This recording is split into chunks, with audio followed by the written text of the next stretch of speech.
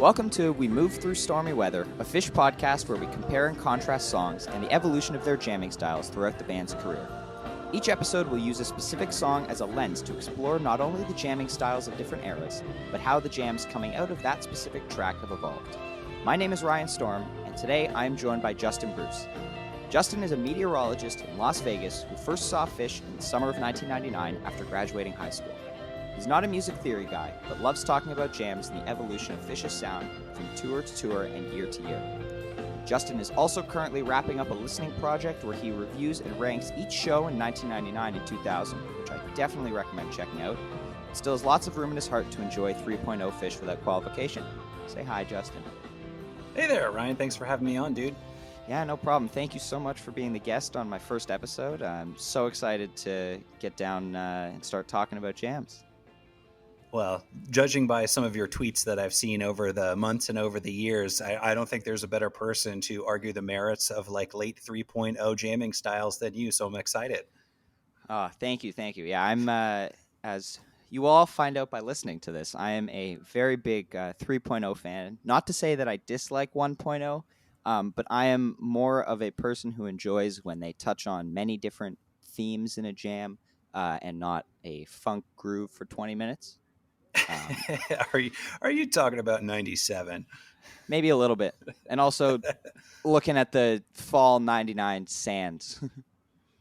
Yeah, okay. That's fair. That's fair. But those are a special breed. But anyway, that's sand is another episode. Today we're talking about Chalk Dust Torture. Debuted in the early 90s, was on the Picture of Nectar. And each of us have picked our favorite version of the song, as the theme will be. Justin has picked a version from 1.0, and I've picked a version from 3.0. So, Justin, why don't you talk about what version you've picked? All right. Well, I had to go with the obvious choice, King of the Hill, Camden, July 10th, 1999. I forget what volume of Live Phish it was, but I'm sure every Phish fan had the crisp soundboard and has listened to this so many times that, as I listened back in preparation for our chat, I was like, oh yeah, I do know every single second of this entire 15, 16-minute jam. But early on in summer tour, after a really, really great show in Virginia Beach on 7/8 in the summer of 99, we go up to New Jersey, cross the river from Philadelphia, and I believe it's the 2 spot of set 1, and they just bust out an anthemic melody. Trey does, and even though it's short but sweet, with kind of the high point of the jam only lasting about 3 minutes, it's got to be some of the most lyrical, kind of seems like it was pre-composed Phish that I've ever heard.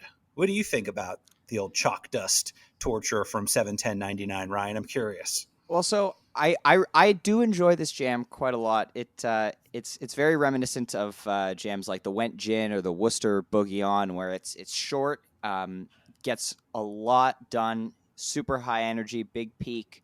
But I think it's not the King of the Hill. I believe that the Baker's Dozen Chalk Dust Torture, the monster 24-minute version from July 28, 2017, just when you thought they couldn't top the jamming from Jam Filled and Powder Night, they come out with this absolute monster. And it is not only my favorite Chalk Dust Torture, it is my favorite jam from the Baker's Dozen, the year 3.0, and also ever. Ever. This is my favorite Phish jam right here. That's high praise. It's interesting because as I listen back to the Chalk Dust Torture from the Baker's Dozen that you selected, I actually kind of got some fall 2000 vibes in that, like in late 1.0. Late 1.0, Phish was kind of approaching jamming in a more democratic style. Trey didn't want to be the lead, supposedly, so it was kind of more of a linear jam where you rely on kind of rhythmic grooves, and in theory, in late 2000, equal contributions from all 4 members. And that was actually the vibe that I got as I re-listened to the Baker's Dozen Chalk Dust. But yeah, I don't want to steal any of your turf. I suppose maybe we could chat. that is part of why I love this jam so much. The democratic approach to the jamming. That's why I love the last few years so much, because they've really, since 2017, like hit such a good stride with improvisation. And even though, 2019 people had their complaints about jams not going very long, if you look at the quality of improvisation, it is absolutely off the charts. Like, yes, questionable set list decisions, not as long jams, but when the improvisation hit, phenomenal. All four of them working together, one mind, so good. I mean, and Um, it's still super exciting to listen to. oh yeah, Because of my interesting work and sleep schedule, I'm not catching a lot of shows live on the stream, but I will wake up a couple hours after the shows end and listen to them like super early in the morning. So it's almost like listening to them live, and like, I've got to hear last night's Phish show first thing in the morning, because they are still playing some great jams, and oh yeah, you just gotta sort of take it in yourself. So even if they have, I don't want to say settled into like a more democratic style. Like it's so engaging, and there's just we're still super lucky that when there's not a worldwide pandemic, that we get to hear all of this great music. But it is a pretty big yes, contrast from what they were up to in late 1.0 in 1999. Like if we go back and talk a little bit about the Camden chalk dust, like, let's be honest, Trey is kind of in control of where this jam is going, and ultimately he is responsible for like building that big anthemic melody that I mentioned, which ranges, the sweet spot is from about 8:55 to 11:55 in the jam. But there are a couple of sections that I wanted to highlight, including right out of sort of the actual proper structure of the song. From about 4:50 to 6:15, as they leave Chalk Dust Torture, Trey and Mike hit this repetitive pattern, hmm and Paige eventually kind of jumps on that idea, I and love when they do that. yeah, and they do it often in late 1.0 and probably across all eras, but I found myself hearing that a lot, like getting into some of the bigger jams of summer 99. And I sort of came up with the analogy that it was like loading a spring. It was like they were just sort of almost vamping and just waiting for a big idea to hit, but you can feel like the momentum starting to gather in that first section that I mentioned, and that's what allows them to launch into a deeper jam.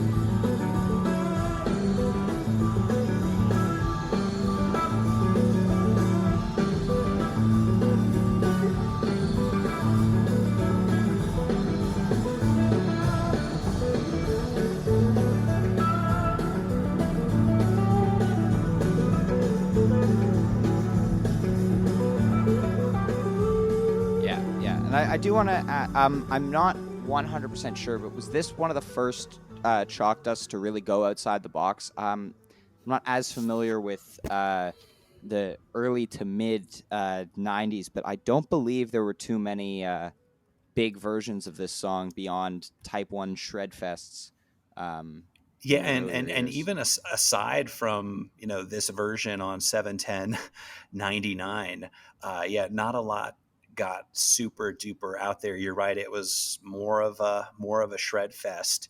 I'm looking at the jam chart and looking at the lengths, and everything is pretty constrained. The Chalk Dust Jam is about 14 or 15 minutes, and that is the longest Chalk Dust, I guess, in 1997 in the summer in Dallas. They had a second drummer, and it went almost 16 minutes. But you're right, this was basically a shredding tool throughout most of 1.0, and even after this jam, for the rest Yeah. of late 1.0, didn't really get too far out there. Yeah, so say what you will about the tempo being slower and Trey not playing as many notes now.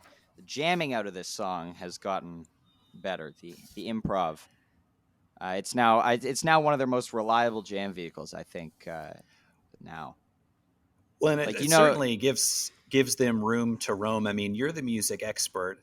Like, I don't even know what key Chalk Dust Torture is in, or so what key the yeah, jam is in. it's in E. So the first jam is in E minor. But yeah, I want to now talk a little bit about my version. So I believe at set break, Trey planned like huge chalk dust because they opened the second set with Have Mercy, and that's like get everyone grooving. And then if you listen to the end of Have Mercy, everyone's kind of like chilling. And then Trey absolutely tears into the chalk dust riff. And if you watch the video, like he's ready. The energy in the building just go through the roof. My parents were at this show and they said it was insane. And then also Trey, his solo, he only solos for about a minute and then jumps right back into the chorus to get to the second jam because he couldn't wait to take this thing out. Which I love. It's just the composed section of the song is just so fiery and high energy, and you can tell they're ready, they're having a great time, and then that whole energy and feeling just carries over to all 25 minutes of this amazing journey. It's just, and then when it starts, all four of them are like there's a 20-second period where they're kind of in limbo, like not sure where they're gonna go. Fishman is playing these like repeated fills that are really cool. I'm gonna play. Let's play a clip of the beginning of the second jam of this chalk dust.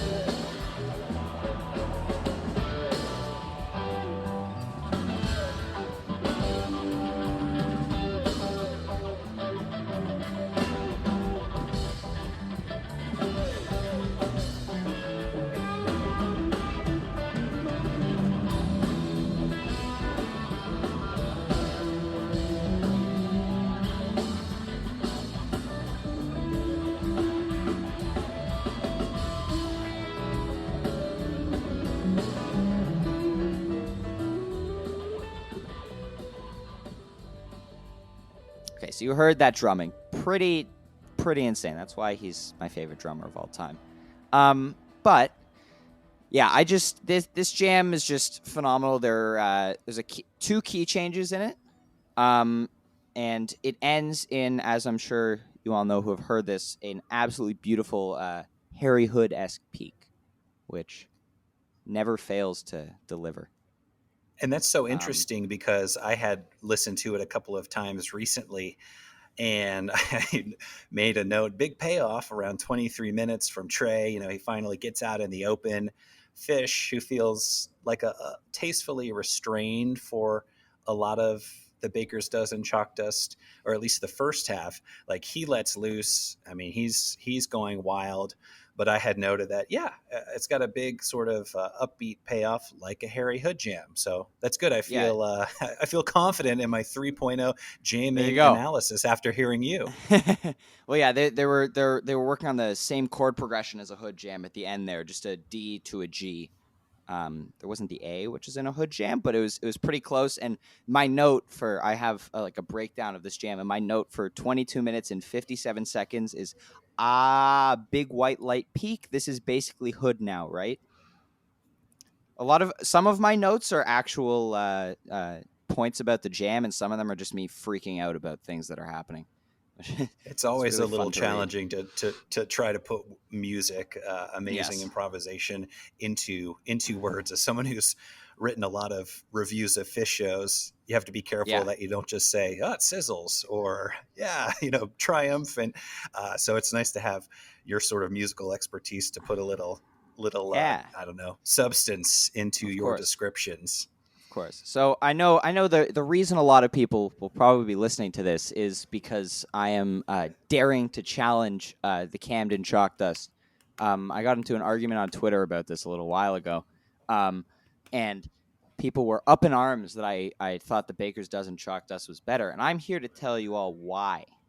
Because it's not only is it 10 minutes longer, I think it packs so much more improvisation into it. Like that's why the Went Gin might be the most hype bathtub gin ever, but I don't think it's the best improvisationally. So No, that's I think that's interesting because it's a you are similar kind of talking about, situation. yeah, you're talking about length, and but they are able to do a couple different things in this chalk dust jam. To me, it almost comes across as like two pieces. Two jams, and then there's like an inflection point around like 14 minutes, which you had kind of mentioned when you tossed to that clip with Mm-hmm. Fishman drumming. So it is interesting sometimes in these longer, more epic 3.0 jams how it does become like a few different like pieces of big music. But that was always the case, or almost always the case, even if you go back to like late 1.0. Sometimes when you'd have these big jams, like they would end up being like 10 minutes of kind of shredding, and then 5 minutes of more introspection, and then maybe 5 or 10 Right. minutes of like spacey exploration. So I don't think there's anything wrong with a couple different like big pieces of a jam coming together to create this 25-minute behemoth. And Yes. obviously people love it. Yeah. Well, yeah. Then you get into that where people will be like, "Oh, then it should be chalk dust, jam, jam, jam on the set list." It's different. I had Yeah. someone argue about that about the Baker's dozen cents that it was cents no men in no man's land jam. I was like, no, that's like Well, also the yeah. Wolfman's party time nonsense. Right. But We don't need to pick nits. we Although I don't will need to say open that's up that rabbit hole. right. Yeah. Well, that is something that's a little tougher to do when you go back to these more compact late 1.0 jams, like 71099. We talked about how as they get out of chalk dust proper, it feels like they're kind of loading a spring, waiting for inspiration to strike. But then inspiration definitely does strike right around the 850 mark. Trey harnesses this melody on a dime, and it's hard to believe that he didn't like have something like this in his back pocket, because if he improvised this on the spot and composed this in real time, what he's doing from 850 like up to 945 is pretty stunning. And also what is pretty impressive to me in this era of Phish, because Trey is still kind of the clear-cut leader, Mike and Paige are really good at sort of slipping into those more complementary roles. And for Mike, it's playing like very grand, almost movie soundtrack esque, like Mm. bass patterns that build sort of the tension.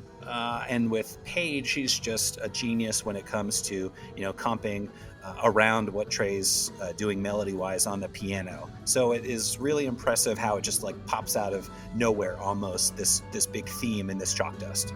I think we should play a clip of that. So let's play a clip of that.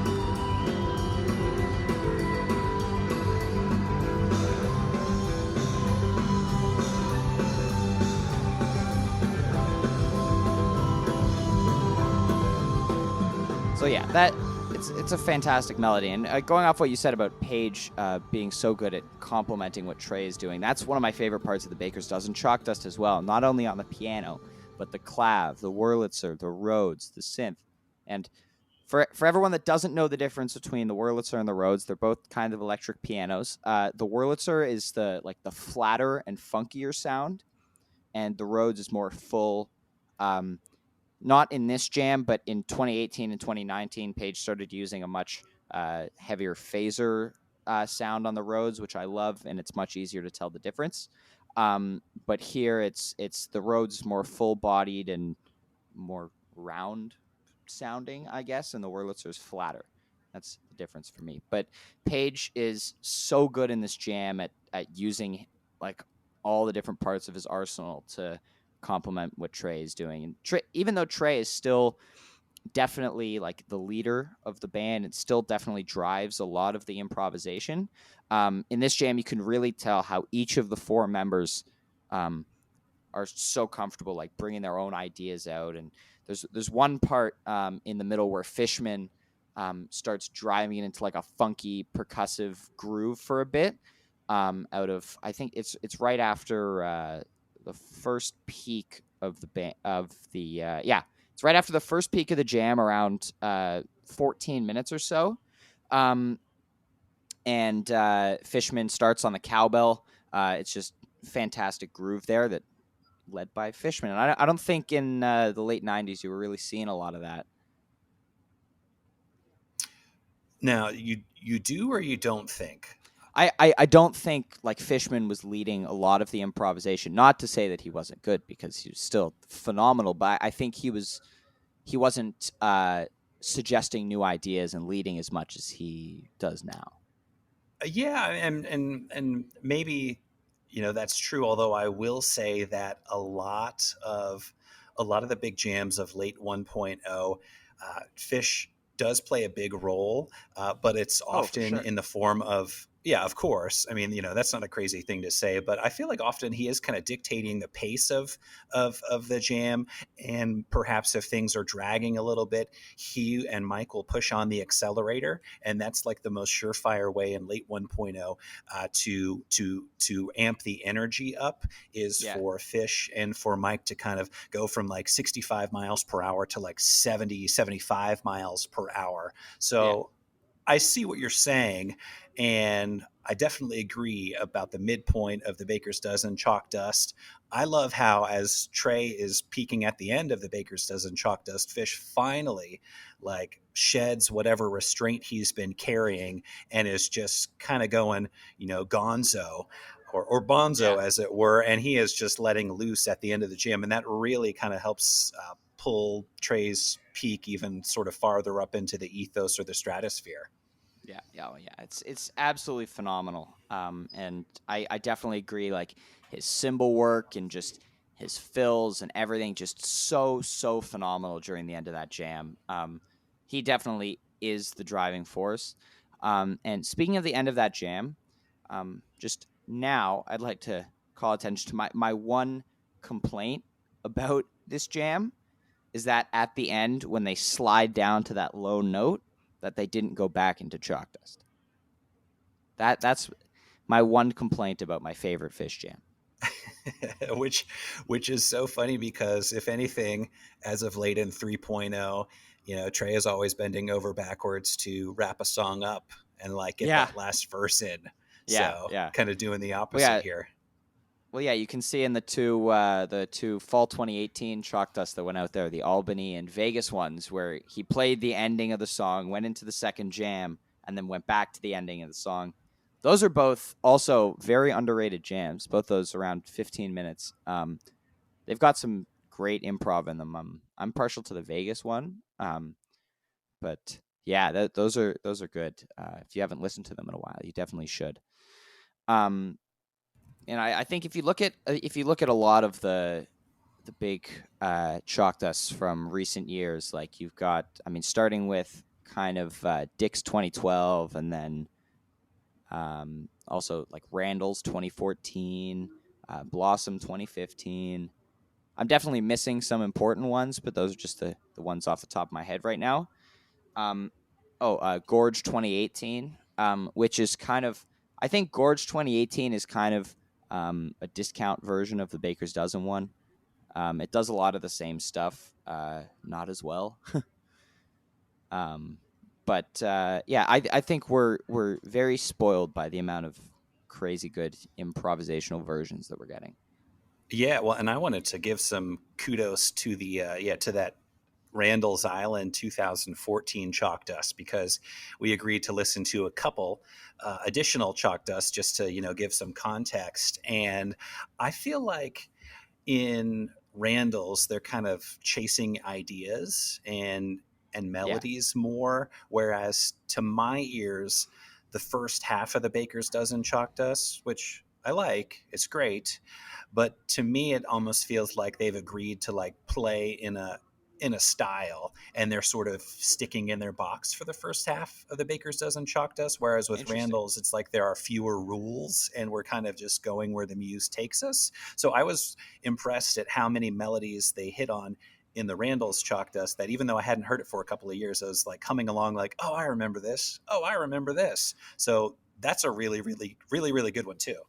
Yeah, for sure. That's one of, I think the word I use to describe that jam is gorgeous. It's very, there's a lot of melodic jamming. It's very pretty, and I think that what you were talking about is a good way to characterize a lot of 2014 jamming. 'Cause that was the year where Trey really took a step back and was playing like, I mean, he did that in 1997 too, but in 3.0 terms, to take a step back, and he was playing a lot more rhythm guitar in jams, which you can really hear throughout the summer.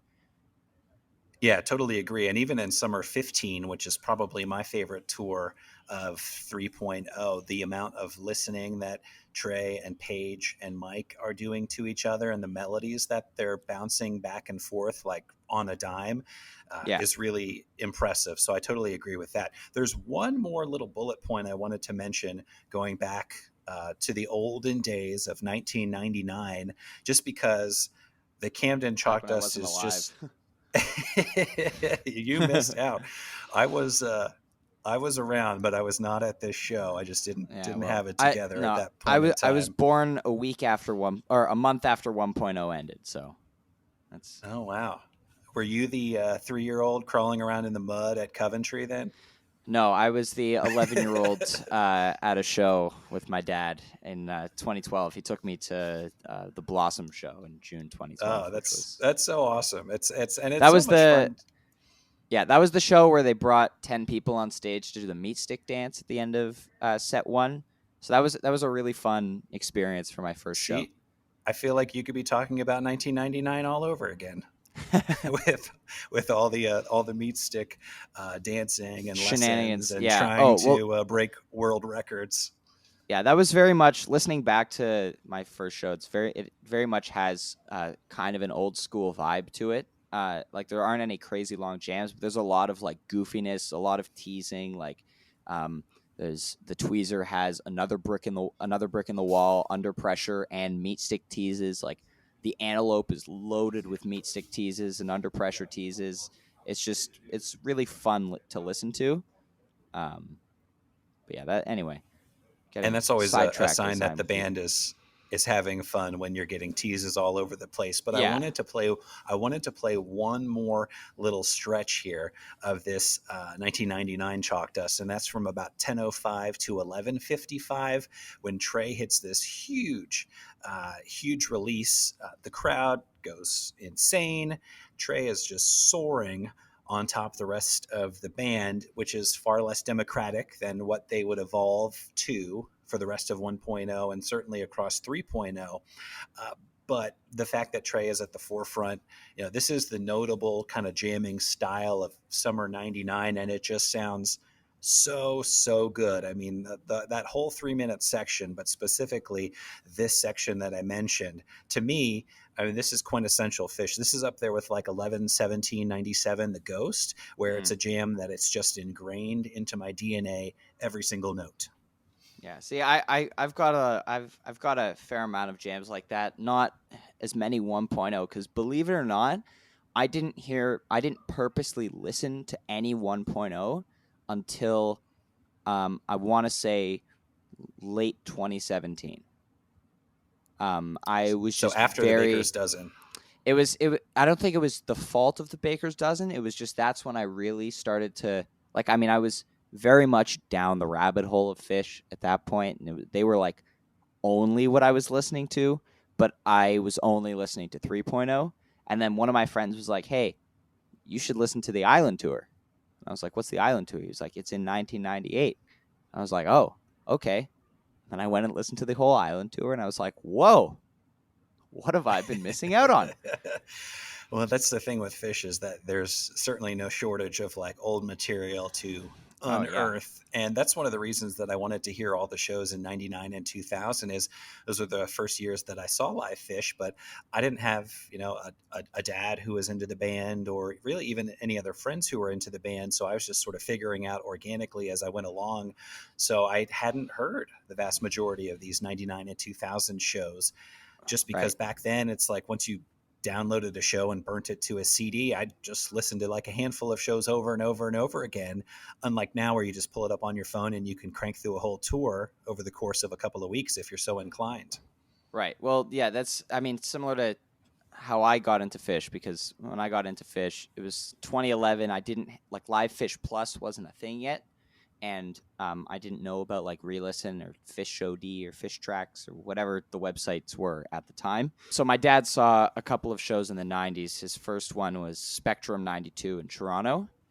And he went to Super Bowl in 2011. He came home. He gave me the MP3 downloads on my iPod. And I remember lying down in my bed, putting in my headphones, hitting shuffle, and Reba coming on.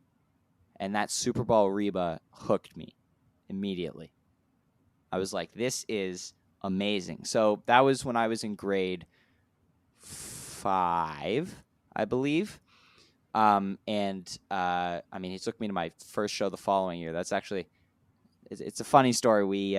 My mom had said that we got him a ticket to go see that show for Father's Day. It was like 2 weeks before, and like the night before, we put the one ticket in an envelope and sealed it. And then the next morning at breakfast, he opened it, and there were 2 tickets in there. And I was like, "What's going on?" And they were like, "You're going," and I freaked out. That's, I mean, happy Father's Day to me at Yeah, at age 12. oh man, that's really cool. And you are a lucky guy to have, someone Yeah, so close to you sort of getting you into the band. And obviously you're super into them now. So that's really fun. super.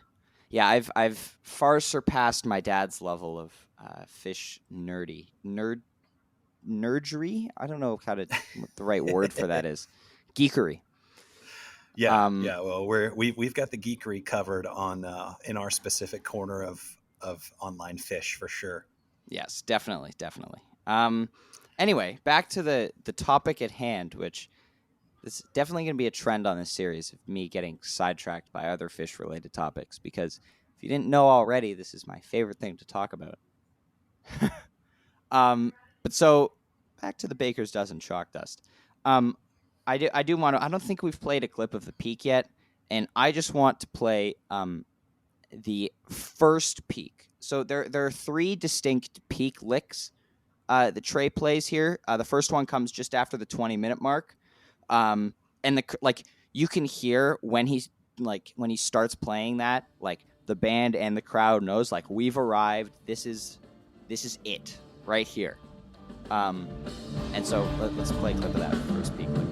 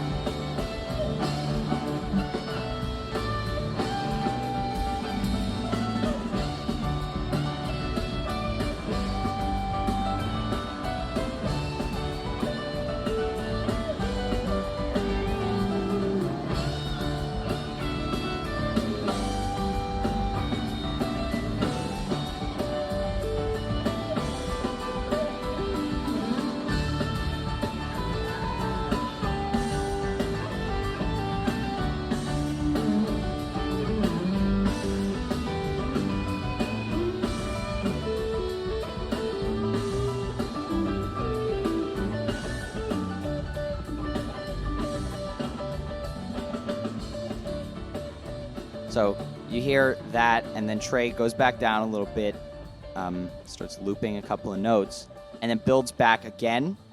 And that's when they kind of, at around 22 minutes, that's when they get into the hood progression, because they were already in the key of D. But at around 22 minutes, they start doing the D to G progression, which is the hood jam.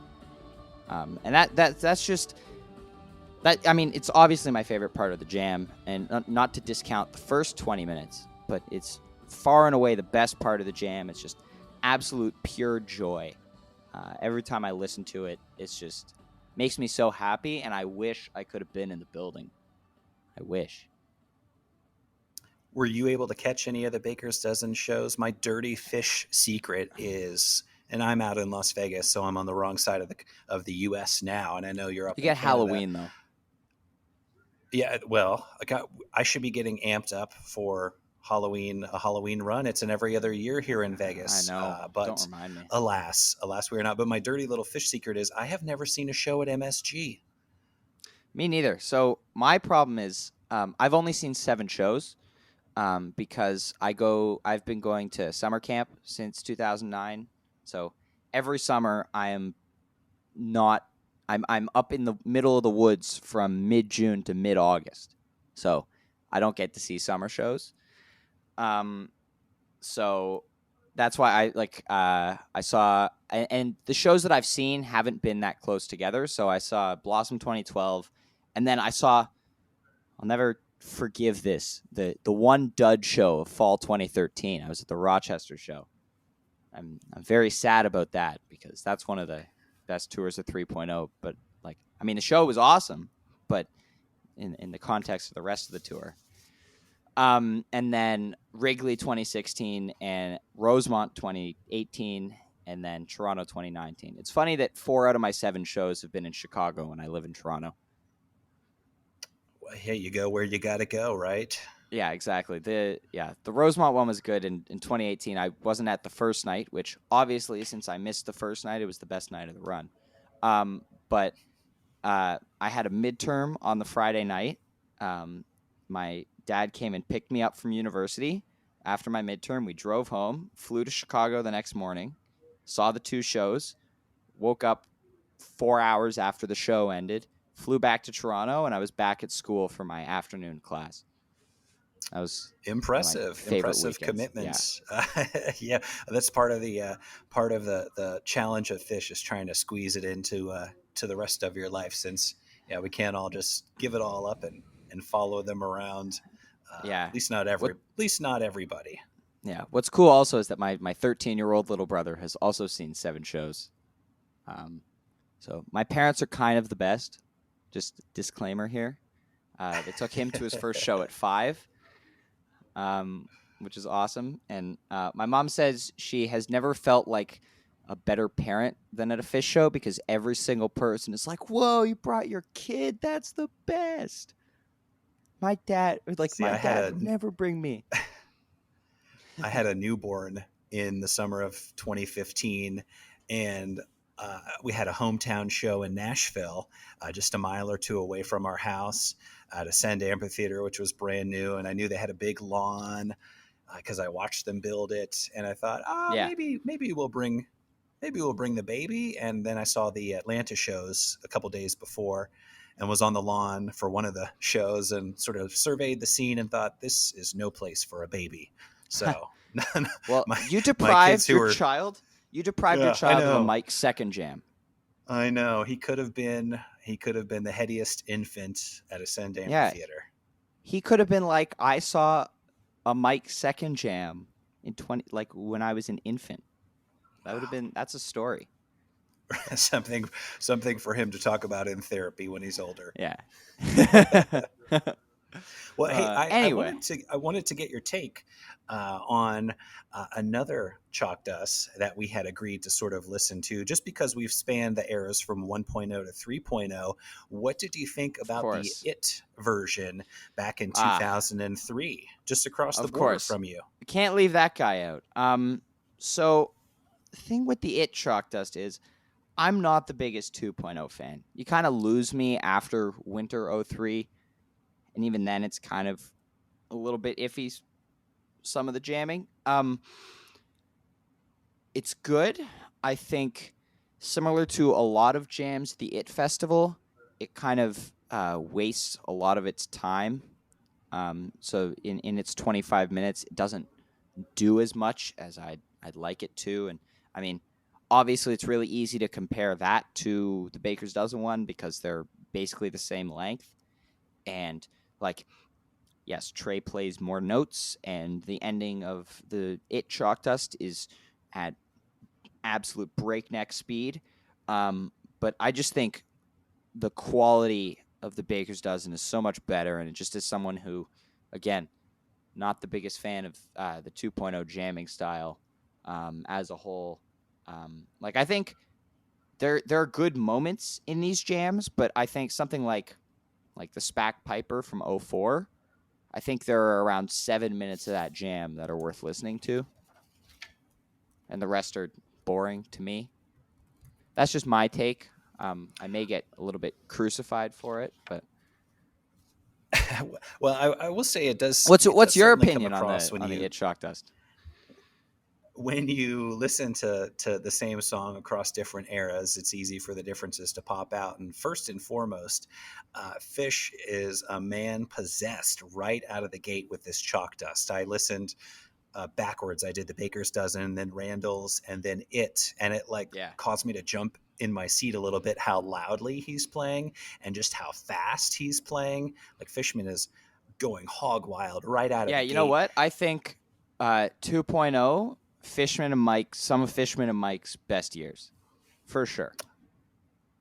And I'm with you. That I could love be. Winter '03 tour. It was the first tour that I had like every show from, because that was the first tour I think Phish.com started selling the Yeah, MP3s. yeah. And so I'm a big fan of that tour. But I'm with you. And some my favorite part of 2.0 is that first week of the summer of '04 leading up to Coventry.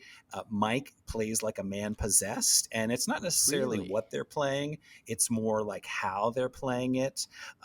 And it's the same idea with this chalk dust. Like the ideas aren't necessarily there. They're more like relying on instincts than chasing down melodies like they were back in '99, or like they would in the Randall's version in 2014.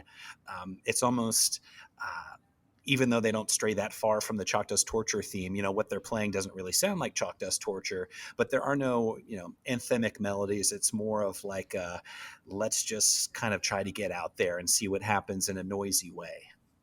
which I think that's very emblematic of the 2.0 sound. Like, let's make some noise and see what see if it's good, see what happens. I think also, um, uh, I'll credit the It Shocked Us before Trey got like really really bad, which is obviously '04, which is why I'm surprised that those August '04 shows are your favorite, because yes, there are some great moments, but I think for the most part, it's just you can hear the Trey just dying, and I it's really hard to listen to that stuff for me. I think. Yeah, parts of it are certainly a mess, but now, then it's interesting because you'll have like big pretty good jams, but then they won't be able to play other songs. But I was referring to that first summer leg, which I believe was like Oh, in June June, in the June ones. '04, Okay, very different story. before all the emotions kind of kicked Right. in leading up to Coventry. But really, it's just, it's almost furious. Mike and Fish's tone and pace in a lot of those first leg of summer '04 jams, but some of that comes across in this Absolutely. It Festival chalk dust as well. Yeah, and I'm sure. I can't remember off the top of my head, but I'm pretty sure like the super sped up ending of the It Chalk Dust was very Fishman driven, which would follow this trend. Right. And there's nothing wrong.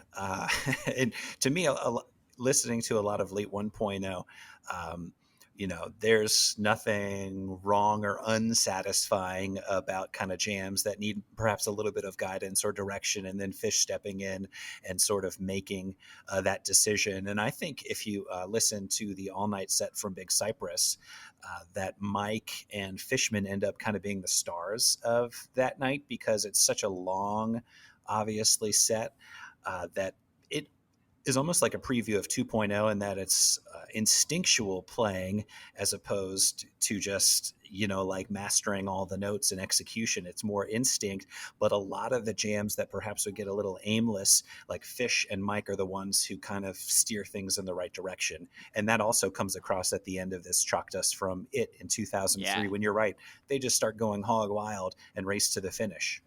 Yeah, I definitely agree with what you're saying about, especially like the Big Cypress comparison, because fall 1999, summer too, but mostly fall 1999, they were really getting into like the ambient groove jams where it would Page and Trey would be doing mostly textural work.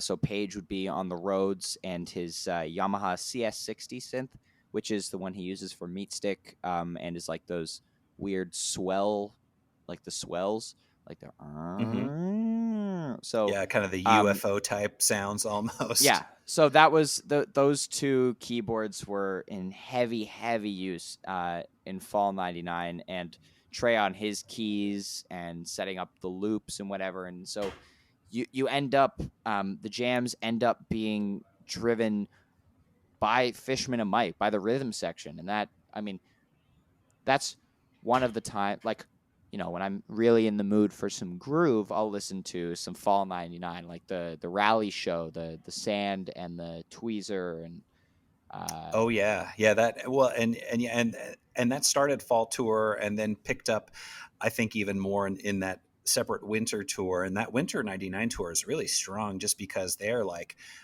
in fine tuned form as they're heading toward Big Cypress and climbing the mountain toward this pinnacle, this biggest achievement of their career up until that point. But you're yeah, exactly right; it was more rhythmic, and Mike and Fish were kind of more responsible creatively for where jams would head, or at least kind of pointing the ship in a certain direction, since it wasn't all like Trey, band leader, melody improviser, which was the case sometimes, at least in summer of '99. right. And I think one of the reasons why Chalk Dust didn't get jammed out as much, like besides the Camden version in the late '90s, is because they were very into like the deep, thick, slow grooves, and Chalk Dust was used more as like a shred fest, like an energy infusion into the show. And I think their improvisation at the time wasn't really suited to the speed of how the Chalk Dust Jam starts. Um, because you can always find your way to the funk groove somewhere. But I think that was a song where they were like, this is where we're going to shred.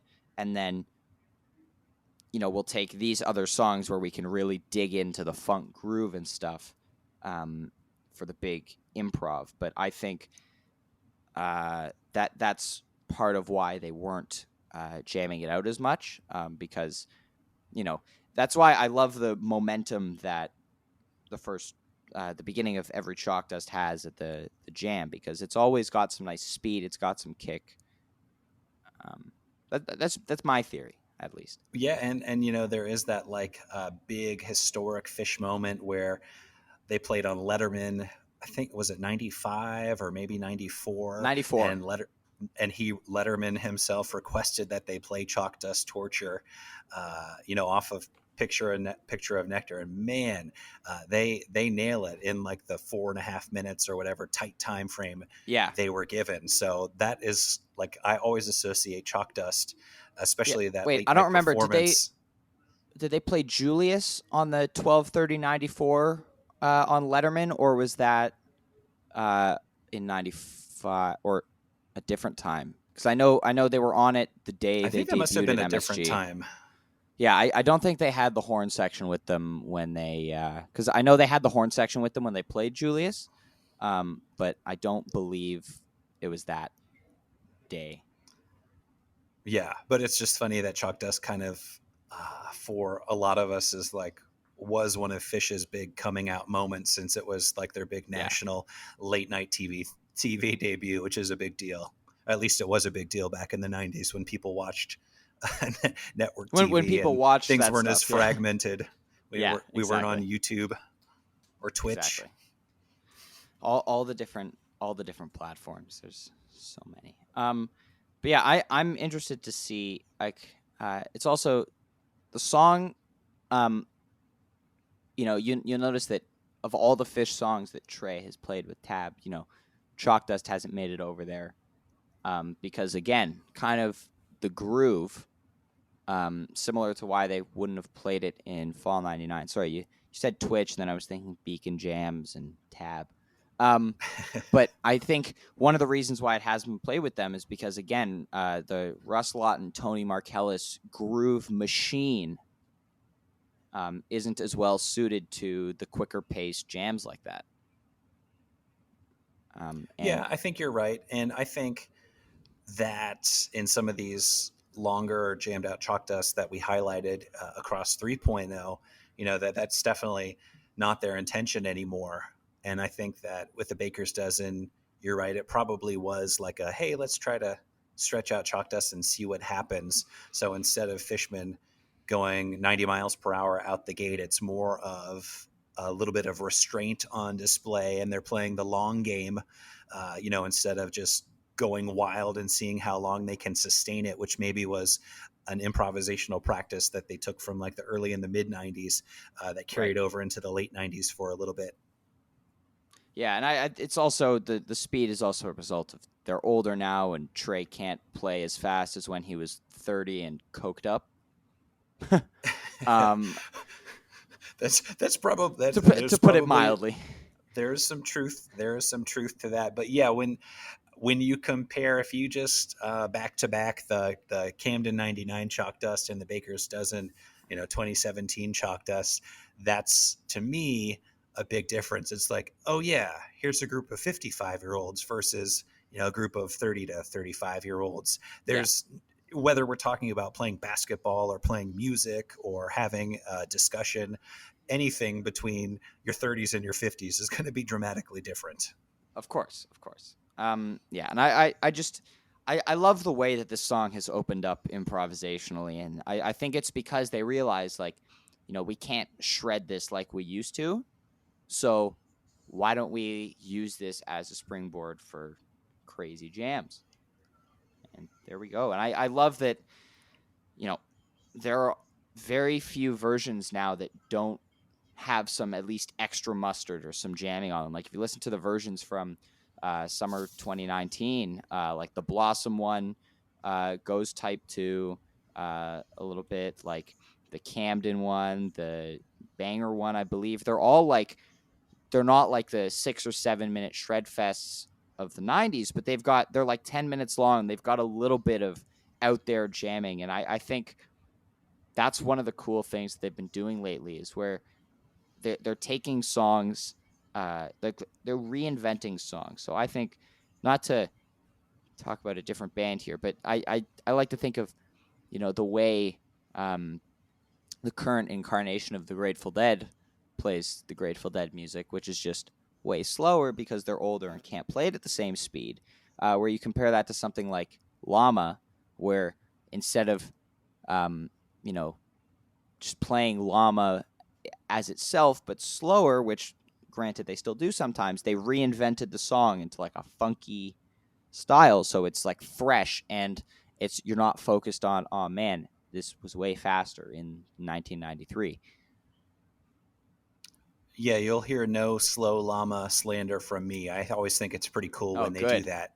good. Oh yeah, I I love it. love slow llama. I also love the mid-speed llama that they accidentally played last fall in Providence. Um, I was talking to someone about that a while ago, and we think it's they were gonna play it slow, but then Trey accidentally counted it off too fast, and so it was like mid-speed. And I mean, I like the vibe of that one too. It's like fast, funky llama, fast, slow llama. That's what that is. there, there you go. Yeah. So, yeah, I think that kind of wraps up our discussion pretty nicely. We kind of touched on the song itself, the history of it, and you know, I don't think we were gonna be able to convince each other of our that our version was better. I know I'm not ever gonna abandon Baker's Dozen One, and I think you're very firmly in the Camden camp. Yeah. Well, and one of the interesting things to me is like I would say this Camden Chalk Dust is probably the most well known jam from summer '99. I was on an Definitely, episode of HF Pod years ago, and we tried to like do a rundown of all the top summer jams just randomly to precede a summer tour, and this actually was the first place winner, even though like the sweet spot here is just like 3 minutes long. So it is pretty atypical to have yeah, something so short and concise and sweet kind of be on the forefront of everyone's mind. And I don't have any doubts that, part of the appeal of this Chalk Dust is the fact that it was like a live Phish release. And back then, like what they put out officially would push things certainly out into the consciousness of most Phish fans who weren't necessarily tape traders or super duper hardcore about it. So I think that's a right. big part of it. But I mean, it is a great, sweet little jam. It's not the best jam that Phish has ever played, but that 3 minutes from 8:55 to 11:55, like I'll take that 3 minutes probably 10 times out of 10. And I just want to say thank you so much for being my first guest on this. This is it's been very enjoyable talking to you about this. I love any opportunity where I can geek out about Phish with someone else, and I'm really excited to be able to do this with different people and different jams. So I hope you guys have enjoyed this episode. Justin, I hope you come back sometime. We'll look at another song. I know you. Oh yeah, I always. I know I don't want to We got spoil a it lot out now, there to but I choose know from. you had another one in mind that you wanted to do. But we will be back soon with another guest and another song. But thank you so much. We move through stormy weather. I'm Ryan. Have a great day.